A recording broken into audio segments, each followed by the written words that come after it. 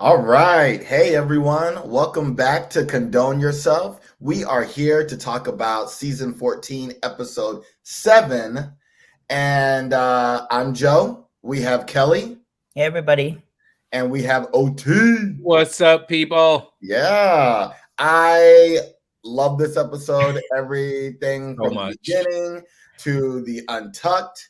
And so I'm super excited to talk about this. The queens have arrived. I am ready. Yeah, Yeah. this is by far the best episode of the season and probably one of the best episodes of the whole series. Like, this So is good. just been like, oh God, I can't wait. Like, there's so much.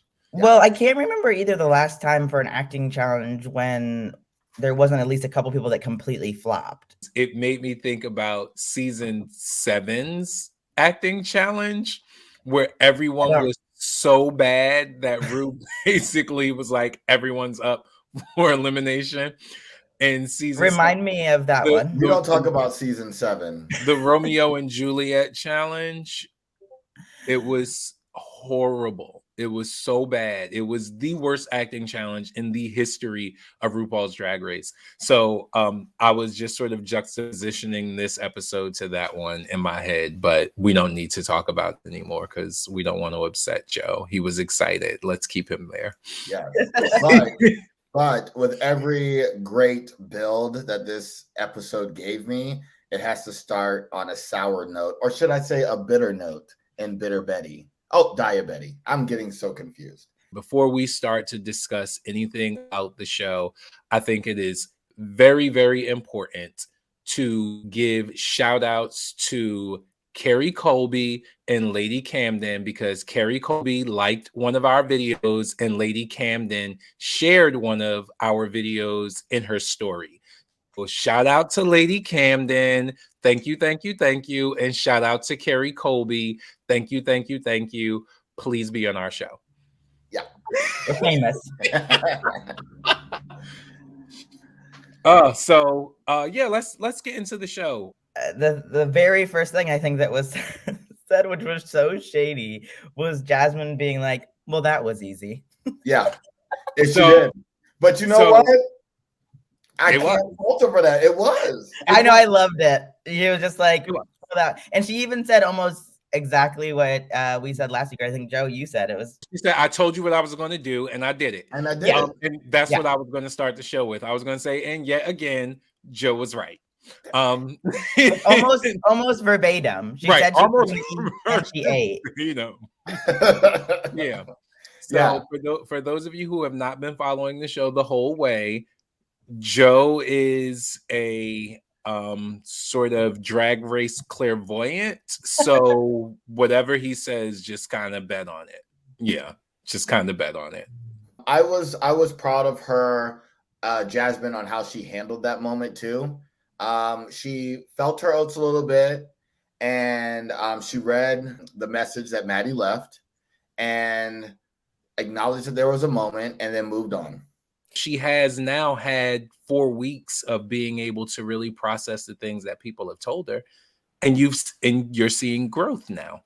The longer someone stays on the show, the more likely you are to find some positive things or see some positive attributes. Well, unless you're diabetic.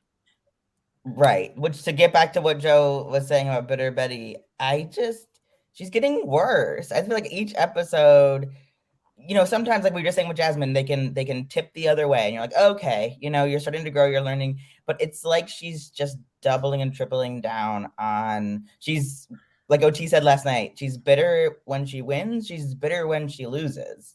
Sure, she's bitter when she's safe. Like, regardless, she can't just like let people have any kind of the attention, or if they're not directly giving her praise, then she gets like miffed about it and is rolling her eyes when the camera is not on her. Yeah. It's so gross. It's weird to me. I'm calling her diabolical now, because I believe, diabolical, because I think there is an intent to be the villain of the season, because she knows the villain gets lots of airtime. Like, I feel like it's very because at this point, for me, this is RuPaul's best friend race, right? If there was ever a season that you could call RuPaul's best friend race, this is it. These girls all genuinely get along. They're genuinely good sports. They genuinely seem to like each other. Like it all seems very genuine. And everyone is helping each other. Everyone is pulling and pushing and cheering for each other. There hasn't been that sort of natural drama where people just don't like each other or don't get along. You know, people have been getting along this season, and no one has really came up as the villain. So Diabetes is like, here's my moment, right? I saw how much airtime the Vixen got. You know, the Vixen was the topic of every damn episode that she was on. I think she's painting herself in that manner because it gives her a moment. Well, I hate it. Yeah, me too. I'll wait and see on that comment. I think truly she's just projecting based on like how poorly she's been doing in the competition. I mean, she went from first out to safe, and now she's finally in the top. So now she got what she asked for, which was feedback and positive feedback at that, and with makeup that wasn't so extreme. That was the best makeup she's had all season. Yeah. So hopefully she learns from this moment, and if she doesn't, it's her fault. But I don't know if it's her so much doing this on purpose, but just this is where she's falling because she's so disappointed in herself. Well, and here's the thing about a villain. A true villain doesn't seek validation from everybody else around them. That's why I feel like it's false. Yeah. So she's not an actual kind of like villain, or one that we kind of like because they're like, I don't give a shit about anybody. Like, I'll say what I want, I do what I want, whatever. And she just keeps asking questions and then she gets the answers that she does not want. Like, girl, stop asking. Last night when she was like, well, so who do you guys think should win or be in the top? And everybody was listening, every pairing. Yeah, but her. Like, girl, I don't understand her. But I did understand when Lady Camden put on that yellow wig and started making fun of her. Yeah. That was perfect. What did she say? She's like, I made this from scratch. Oh my God. Lady Camden, I've already apologized to you, but it was that little moment for me that turned me from like, I like Lady Camden to know like, no, I love Lady Camden. Well, let's get into this dynasty fantasy. The Daytona Wind. Let me start here. 1, love Carrie. 2, disappointed that Carrie took the role that she took.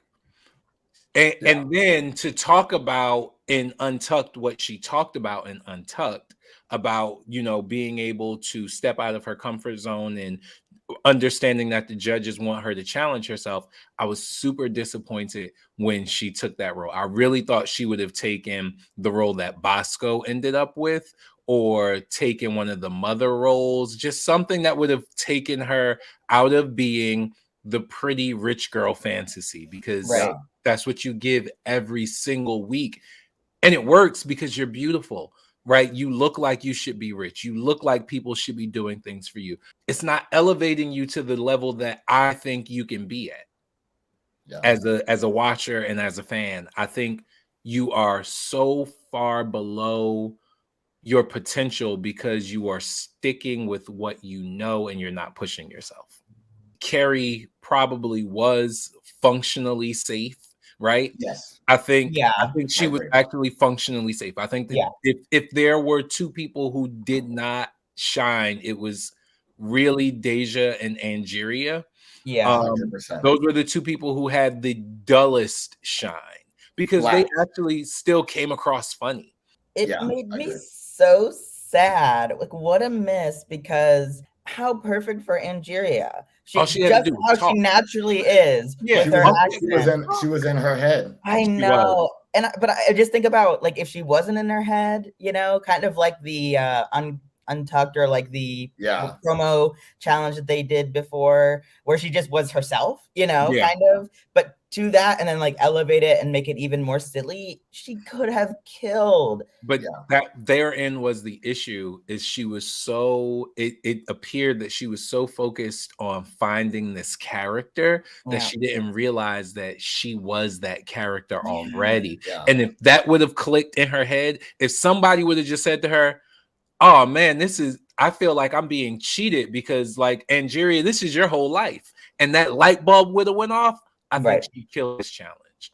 But I think she was so afraid of acting and not being able to find the character. And then to her other detriment, her first scene was with Lady Camden, who was just slaying it from the start. Like, she was believable. It felt real. Like when Lady Camden was acting, I thought I was watching real movie, like real television. It felt so real. It was so good. Yeah, Michelle Visage said, even when looking at it, she was like, "We've never had this level of acting on Drag Race." Yeah, it was fantastic. And I get a bit worried because there's oftentimes queens will be like, I'm a dancer. You know, I went to dance school. I did this. And you're like, okay, let's see it. But her being like, yeah, I went to acting school. And it's like, well, you did. You did. Clearly, you did. You picked up a lot of things because you're very good. Before we move off of Deja, can we just give a round of applause for how beautiful she looked in that acting challenge? Like, that, to me, that was the best she has looked head to toe. The wig, the makeup, the dress, everything. She looked amazing. That's the prettiest Deja has looked on the show. Yeah, period. And I'm sad that she wasted that in a challenge and not on the, like, she hasn't brought that on the runway. I would love to have seen that on the runway. Like, that's the best she's looked the whole season. I think it's a sweet spot for her, maybe, because I think a lot of queens that are a little bit older, aka not in their 20s, essentially, are the older queens, right? They try to just be like, okay, I'm gonna just keep dressing like I did when I was 22, right? Or 23. And it's like, well, find a new niche, you know, and that was like an older character that she was playing, and she looked amazing. She was killing it. So beautiful. Yep. But not as good as my favorite outfit from the challenge was Jasmine. Yeah, Jasmine. Yes. Yeah. Oh my God. That was, it was so like 80s Dynasty. It gave me real Dynasty. Yes. Yeah. The huge hair, the Dynasty. huge. It gave me the Colbys. Yeah. All of it. I don't even know if she truly understood how much it was so close to it. I think she was just like, this is going to be my look. And it just hit like, you know, like a circumstance, like a happy circumstance. It worked out. But like I love it when that happens. Yeah. And also like her landing on that accent that was just so random. She pulled it out of her ass and was just like, okay. And it was hilarious. It was so bad. Just like Bosco said, it was so bad that it turned the corner and became the most awesome thing I'd ever seen. Yeah. Like it was every idiot Northerner's stereotypical idea of what a Southerner sounds like. Right. It was also perfect. Unlike Deja, who was kind of overthinking the accent part. Yes. He just went for it. Like Jasmine just was like, okay, like I'll just go with it. And it worked. And committed. Gold. Common gold. Yeah. It was great. Can we also talk about in the challenge Georges and the directions from Rue and nailing every single direction, nailing it. She did that in the first episode when we first saw Georges and they did the photo shoot and Rue's like, do this face and now do this and then do this. Yes, that's true. She can do that. Like, that's true. Easy. Every one of those was nuanced. It was different and it was funny. Yeah. But I think what Michelle said is spot on.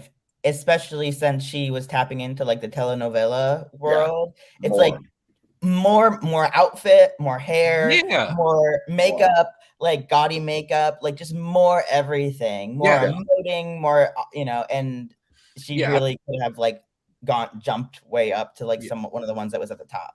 Yeah. All right. Well, what else about the challenge? I think the only people we haven't talked about the sisters. So Daya and Willow, I thought they were fine. I wasn't in love with Daya's character the way that the judges were. I actually found Willow's character more interesting and more nuanced. I thought it was funnier. And I watched Schitt's Creek. I did not get Moira Rose when she was doing it, but maybe if I watched back again. But I got Moira Rose, but I honestly don't care. They're doing a parody of Dynasty, and they're doing like Joan Collins. Jasmine Kennedy's doing like Alyssa Edwards. Right. Everyone's doing a version of someone else's material. Why can't Willow? So yeah, and even what I was getting from Daya was like, it felt very white chick. Oh my god! Yeah, yes, it felt very. I loved it. I enjoyed both Daya and Willow. Yeah, I enjoyed them together. I thought it was good. It was great. Yeah, I didn't feel the same way about Daya's performance that the judges did, but I thought she did great. But that's a really good point because it's like, oh, we were getting too much Moira Rose, but in the same breath they were like, we love that you were tapping into Reba. It's like, well, which one is it? Right. Can they act like somebody else or can they not? And they loved that Jasmine Kennedy tapped into someone as iconic as Alyssa Edwards. Right. I mean, Moira is iconic. Moira Rose is iconic. Yep. And then they were talking about Joan Collins. So it was like, okay, miss me with that BS. Leave it alone. It was great. Don't change a thing. Yeah, and therein is the thing. Like, every one of them was great. And I guess at that point they were sort of grasping at straws to be able to distinguish, right? Because if everyone's a 10, then how do you judge?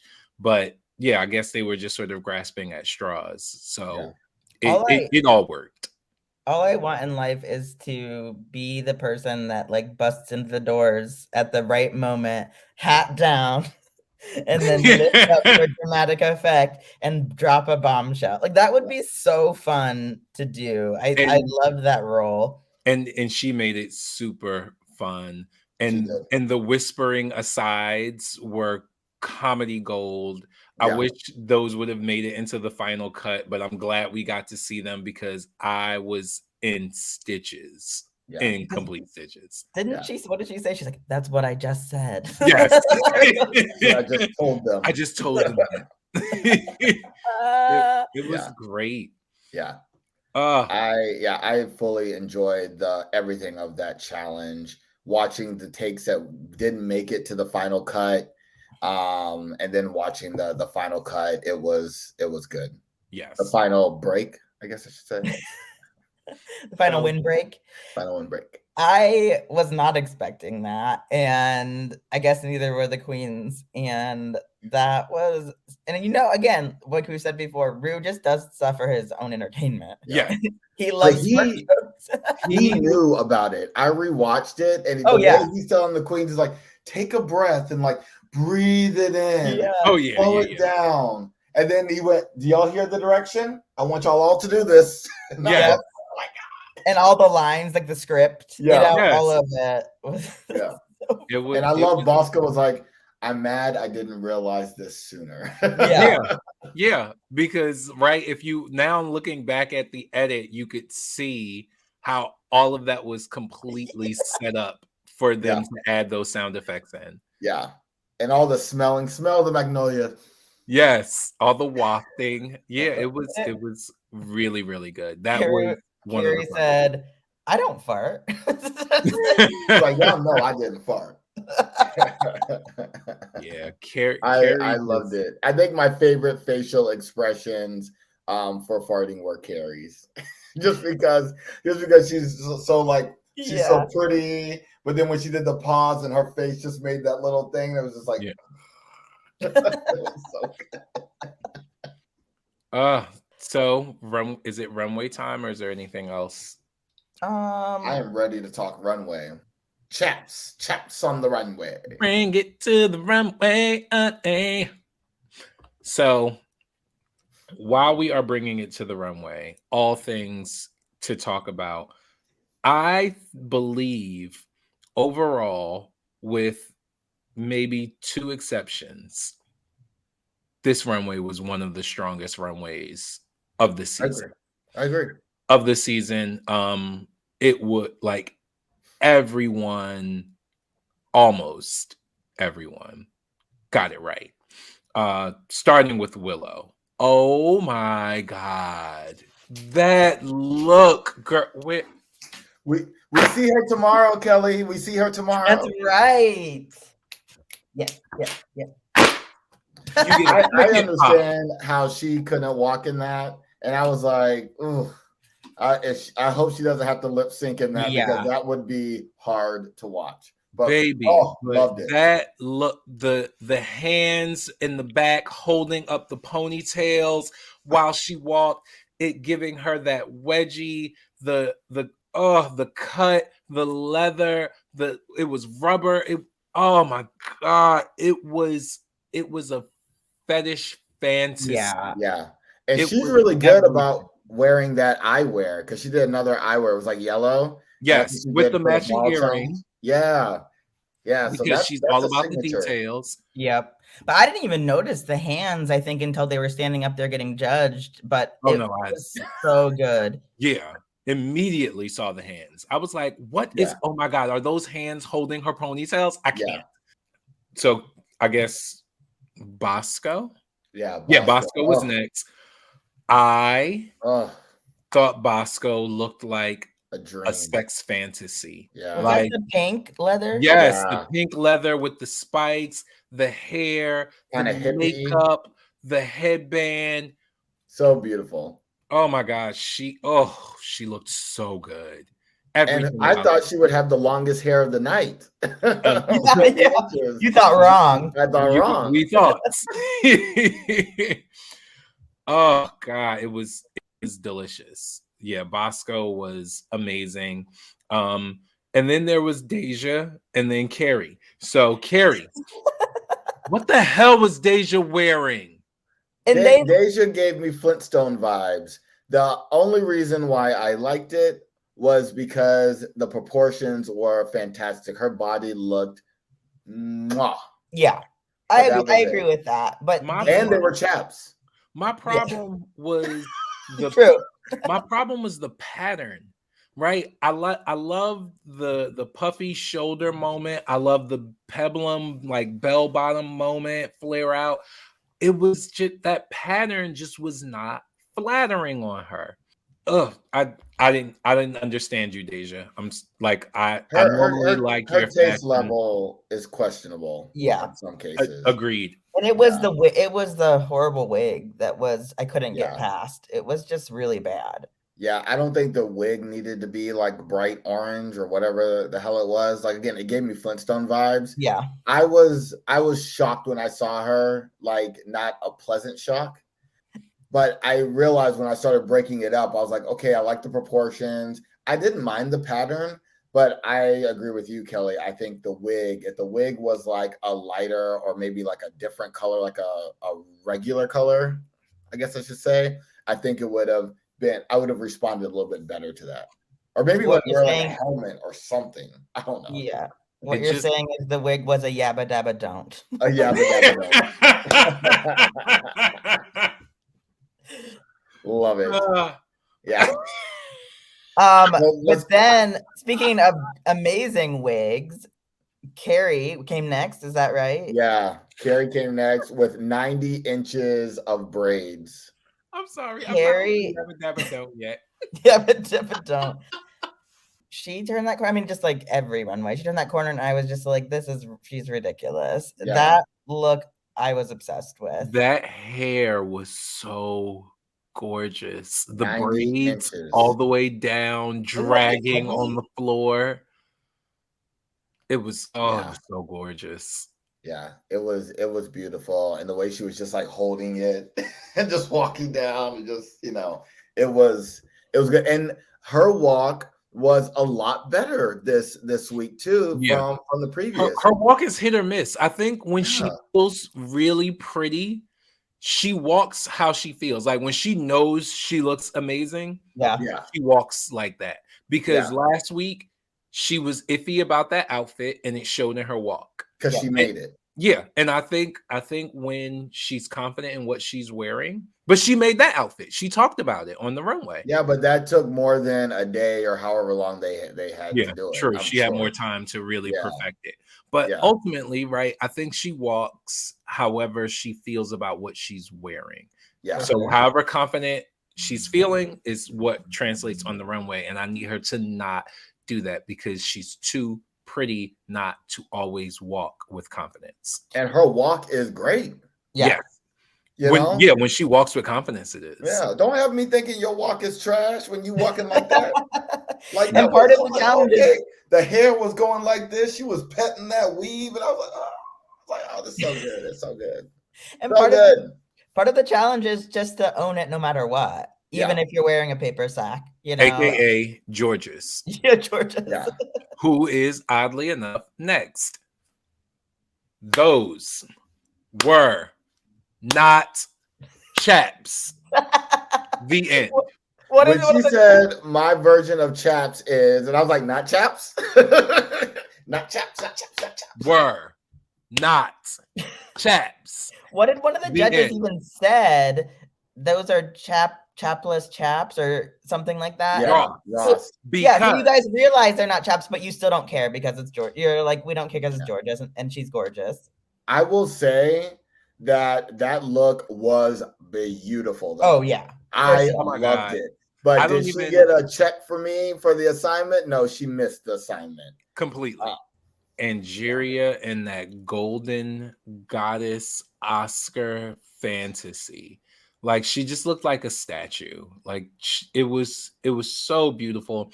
I did lose a little bit of, I gave her a small demerit for the sheer portion not matching her skin tone a little better because it snatched me a little out of the fantasy.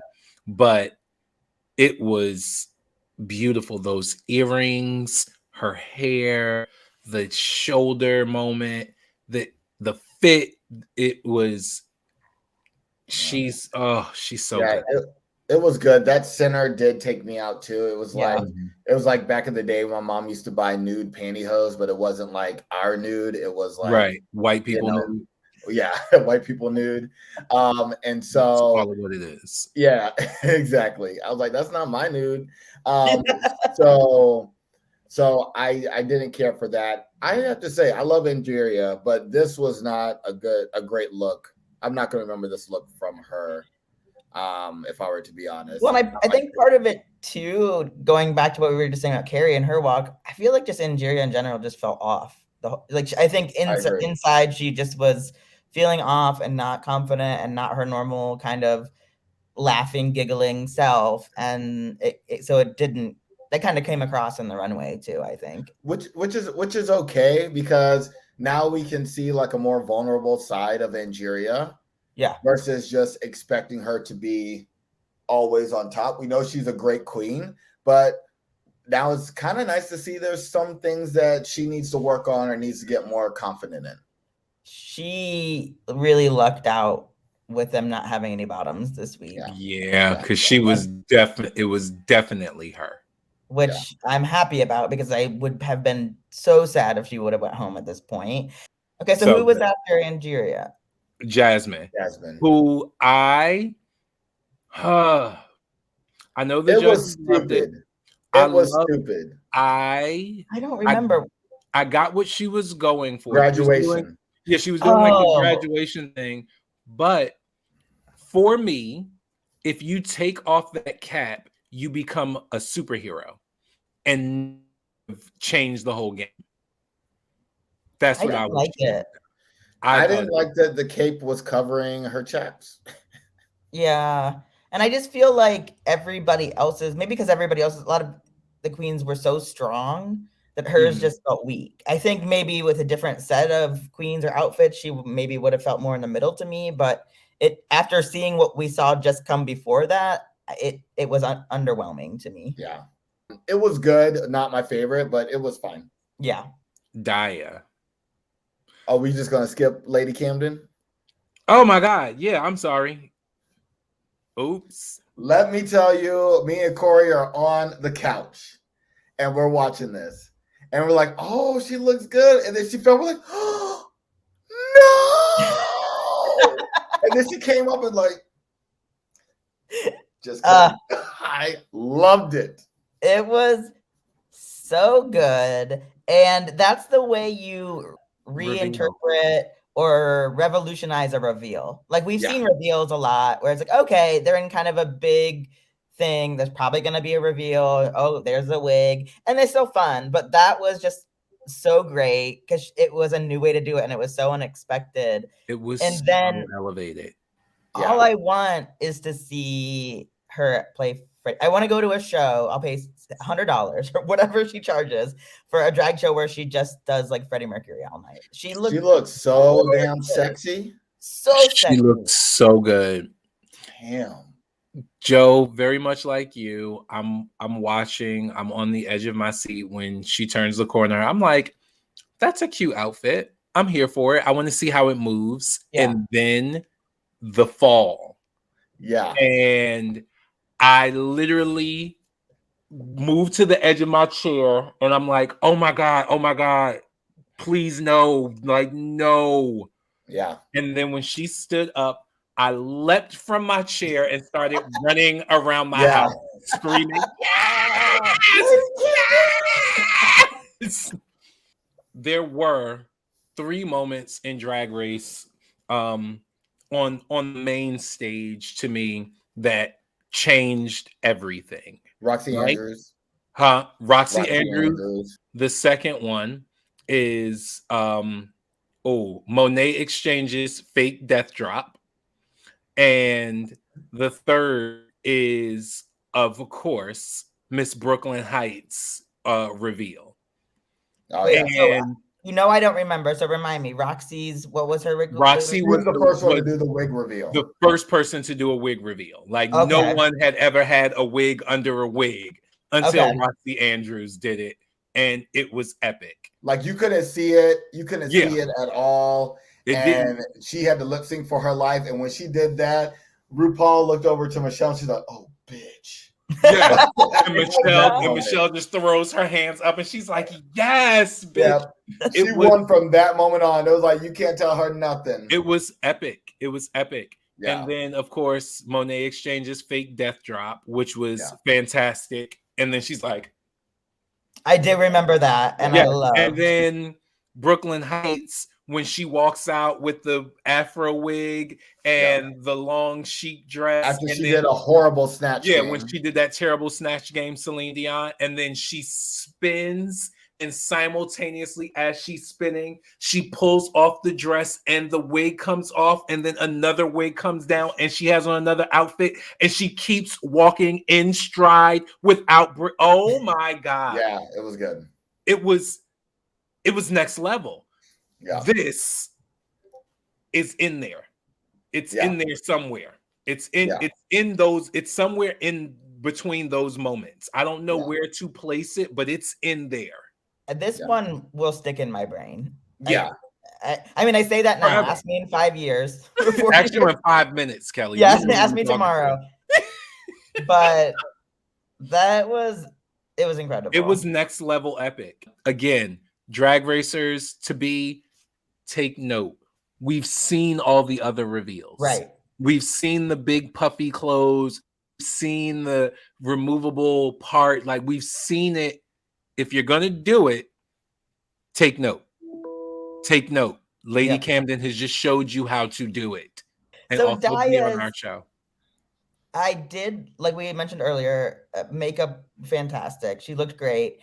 I loved it. I thought that she looked so much like a 90s boss. Yeah. In that look, I absolutely loved it. Her makeup was good. Her wig could have been a little bit different. I wasn't in love with the wig. The cut was nice, but the wig just didn't look like quality. I don't know what it was, but all in all, she looked so fucking sexy too. I loved it. I was like, okay, Daya. Yeah. For me, this was Daya's best outfit. For sure. 100. Her best Well, look overall. and someone said, one of the judges or somebody was saying, like, this was the week that she looked the least like Crystal, right? Yeah. Where she maybe turned in, like, we saw Daya on that runway, Yes. and not something else, Yeah. or someone else. Yeah, So, she changed her lip, she changed her eye makeup. Like, you could actually see, it felt like a whole new contestant for me. yeah, yep. That's how it felt. I don't understand the thought process of why the makeup changes so drastically for her. If you put last week's baby doll situation side by side against this week's look, like OT just said, it's almost like you're looking at two different queens It completely. is. Yeah. It is. And this is where, when she got eliminated, because she did get eliminated, her first episode, this is what she said. I had so many different looks. And I was like, this is a problem. I already knew, like, that was your red flag. That was your downfall.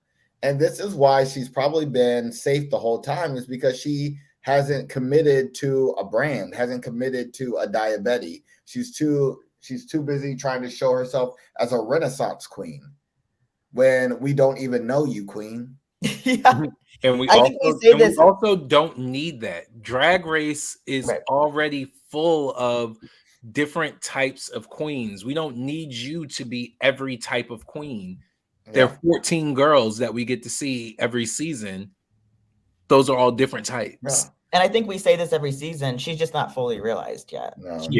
She's not got her vision yet locked down.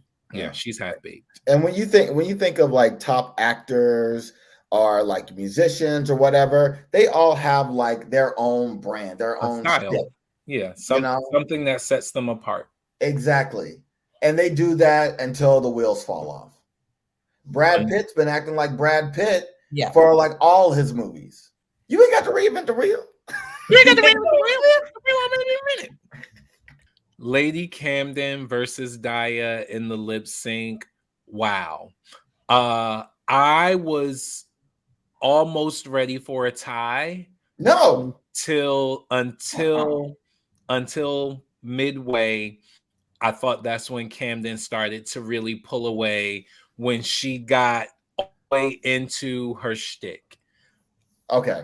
When she got all the way into her shtick, I thought they were kind of running neck and neck for a while, and then Camden pulled away. In the beginning, I thought they were kind of running neck and neck. You mean the beginning, like right when the song started, the first note? Oh, when she did the split? Because let me tell you, Lady Camden oozed everything. Everything flowed so smoothly. Yes. She was performing. Yes. Diabetes was lip syncing. Yeah. Right? That was it. It was I mean, it's, you can tell when queens, one, love the song, know the song by heart, and have like danced around in their living room multiple times or with friends to a song. Yes. You can just tell. And she talked a little bit about it later about what that song meant to her, but you can see it. We don't even need to know. We already know that by looking at how she is acting while she's doing that. And like get you, and then she's like slide, like it oozed from her wig down to her toes, and she's so fucking flexible. She those high kicks, perfect, and she had a mustache reveal. Yes, yes. And Diabetes didn't even want to take off that hat. I was like, bitch, I can't see your face. No, I'm glad she didn't take the hat off. A hat is a very good accessory in a lip sync. But she wasn't using it. But she was. She kept like touching the brim and covering her face, because that's what you want to do in a lip sync. I was here for it. I get what you're saying. I agree with what you're saying. She, like I said, she definitely was into the song. She definitely lived it, Kelly. I also believe you are spot on, right? Like, that seems like a song she has danced around the house in on multiple occasions. But I also thought Daya did a really fantastic job with the song. And right up until the middle, right, and probably not even the middle, probably I'll say that a third of the way in is when you could see a fifth. her moving away. Like it was like, okay, this is definitely going to be Camden. And then she just kind of ran away with it by the end of the song. But and again, we mentioned this before, but that's how you do a lip sync that makes people laugh and is silly, but is still like top tier, right? Because it takes like a really special talent, you know, because it could go very wrong, like we saw with Maddie. But like that is how you do it. I mean, of course, she can dance too. I mean, that helps. She has that rhythm. helps a lot. And when you have timing for the song, so when you know the lyrics so well that you can hit certain lyrics and you can hit certain notes, that changes the game. I mean, she was having the time of her life. Yeah, and I was right there with wig, her. Oh, she just looked so good and effortless. Yeah, and I was like, no offense to Diabetic, because she did give a good lip sync, right? But I had to watch it again to specifically focus on Diabetic to see how she did, because Lady Camden, my eyes were just like, yes, please. She drew your eye. Yeah, she drew your eye. She definitely did better. It wasn't as lopsided as we have seen in the past few weeks. And I think that maybe that's where I'm drawing my my understanding of what that lip sync looked like from, because the last, as a matter of fact, almost all of the lip syncs this season have been super lopsided. I agree. You know, and so maybe this was the first lip sync where both people were actually doing well, and so maybe it looked better, and I need to watch it, even though I did watch it twice. But all that aside, I said what I said. Yeah, I stand by what I said. Yeah, but Lady Camden, I was like, yes, this is what I seen in the first moment I met you on screen. I seen all this. I knew this was gonna happen. I love it. Like I said, I would pay a lot of money to watch a show where she just did that all night to different. I will go see Lady Camden show. I will go see a Lady Camden show for sure. I know we don't normally like go directly into Untucked, but I think this Untucked deserves it. Because of like all the things that came out, and I don't need to. I guess if we want to talk about it, we can, but I really just want to focus on the Bosco and Jasmine moment, because one, I thought it was incredibly brave and beautiful, and particularly the eloquence that Bosco explained her experience and what they have been feeling. It was so enlightening as a cisgender male for me to be able to hear it in that way and be explained so eloquently. And I really, really appreciated that, because I felt like any lay person could connect to what Bosco was saying. And I think that's where understanding is born, when you can connect. And it was so eloquent and it was so well done. So hats off to you, Bosco. Not like the way that it was said last week to Jasmine. Like really, hats off, because it was so eloquent and it was so beautifully done. Yes, I totally agree. I love the way Bosco puts words together. I love it. Bosco is a very smart queen. And funny and beautiful. Love you, Bosco. Yes. And you know, Jasmine's emotional meltdown, and I loved how she requested Carrie's hand and was like, no, I need your hand for this. And I just like it got me. I was like, oh, you are not gonna cry. You will not cry on tonight. Not on tonight. Fucking show. It was fantastic. And because I am Deja, I'm gonna put Kelly on the spot, since Kelly has already talked about being a trans person. How did that connect with you in that moment, Kel? Like, how was that for you seeing? I think there is definitely something to what Jasmine was saying, where it's like when you're around somebody that is like, oh, like you did it. You are where I want to go.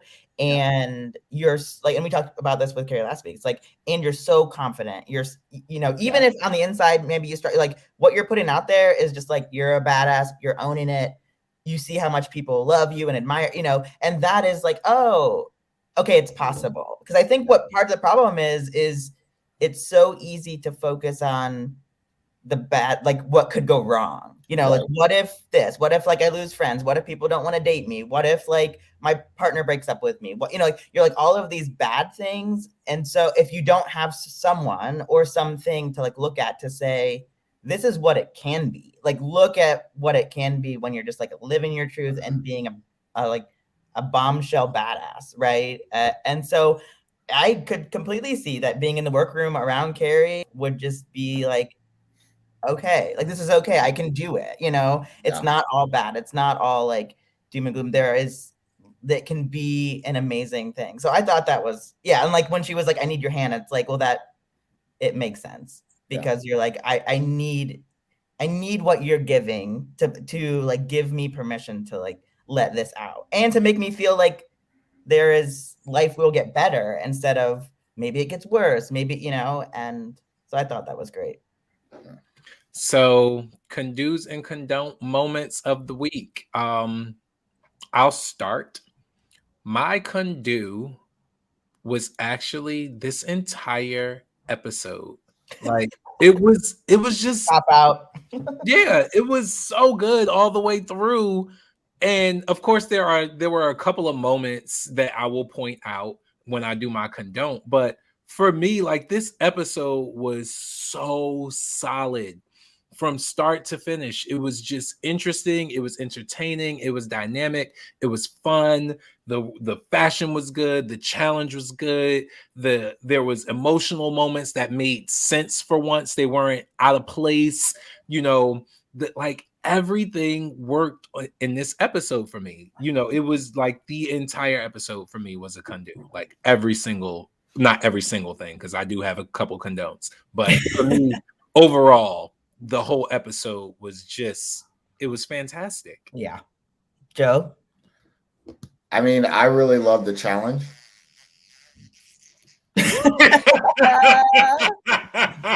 The end.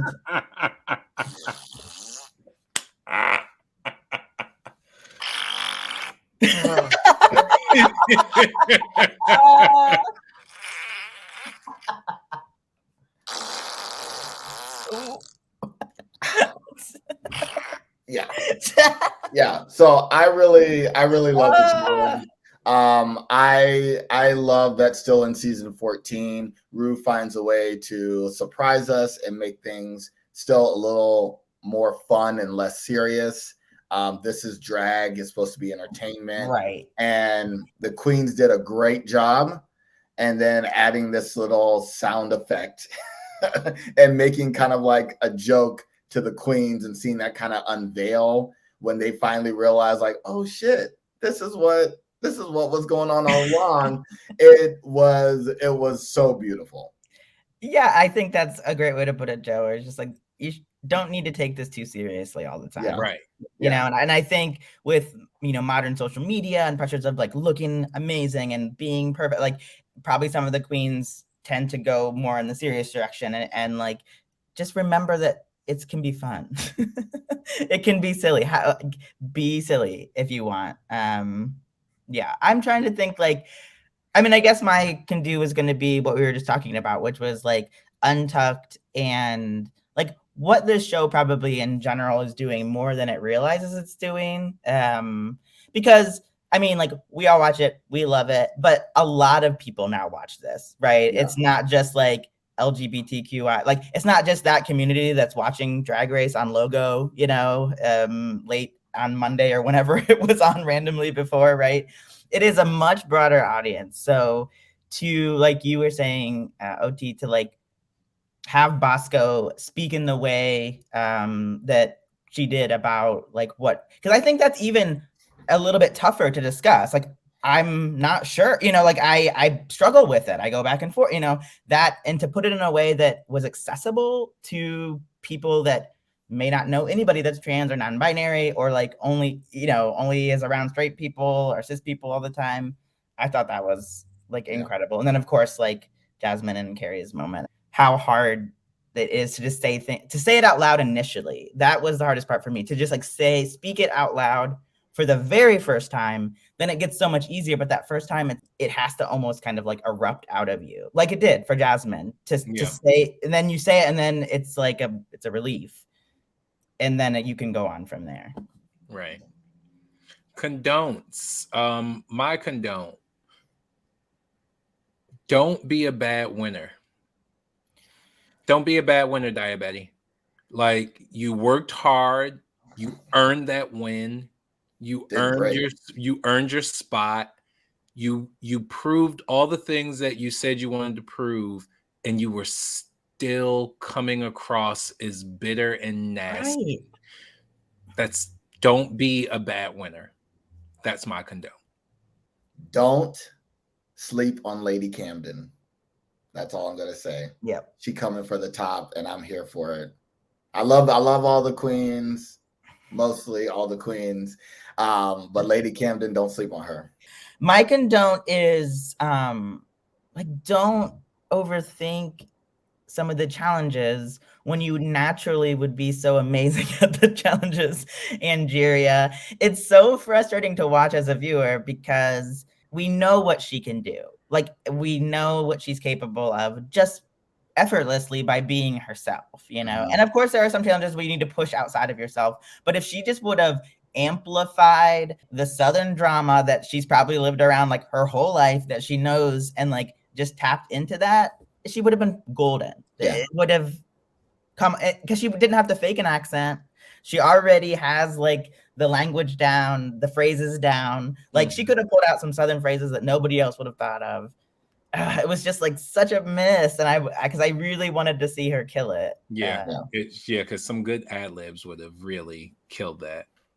Well, everyone, we hope you enjoyed this episode of Condone Yourself. We cannot wait to see you all next week, when we will be reviewing season 14 of RuPaul's Drag Race, episode number 8. Cannot believe we are at episode number 8 and we still have 9 queens.